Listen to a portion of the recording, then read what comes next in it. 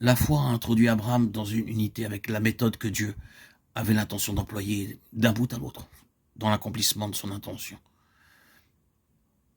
Quelle est la méthode de Dieu? C'est la séparation d'avec la terre et la nature, et l'union avec le ciel.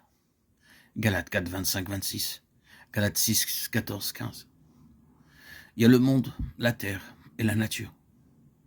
Tout cela est retranché par la croix. Il y a séparation d'avec ce qui est d'en bas et union avec le ciel. Nous connaissons suffisamment la vie d'Abraham pour savoir à quel point Dieu a scrupuleusement suivi cette méthode avec lui. Va-t'en de ton pays, de ta patrie et de la maison de ton père. Mais il s'agissait seulement du début de son exode.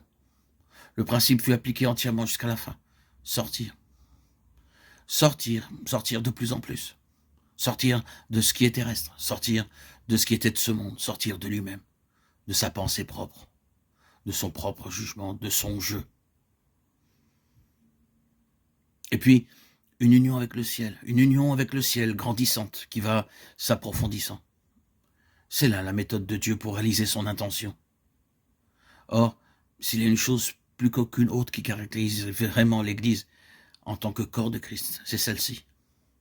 D'une part, elle est hors du monde, des choses terrestres et du naturel, et d'autre part, elle est en union avec le ciel, elle est céleste. La foi a introduit Abraham en unité avec la méthode de Dieu.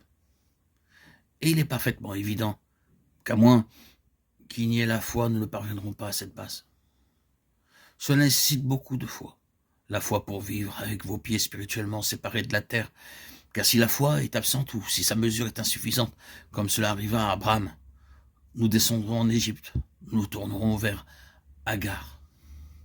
Nous rechercherons ce qui est tangible, les voies d'essence, pour réaliser les desseins divins.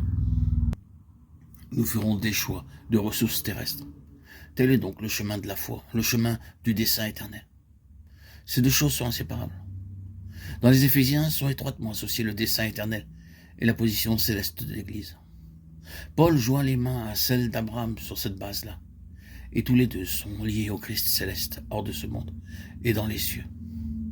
Cela est suffisant en ce qui concerne ce point pour le temps présent, mais vous pouvez voir Galates 2:20. Dans tout ceci, j'ai été crucifié, j'ai été placé hors de moi-même et hors du monde. Si je vis, ce n'est plus moi, c'est Christ qui vit en moi. Tout ce que je vis ici dans la chair, je le vis par la foi au Fils de Dieu. Ma vie est au ciel, elle est hors de tout ce qui est ici. La foi a introduit Abraham dans l'unité avec le moyen divin.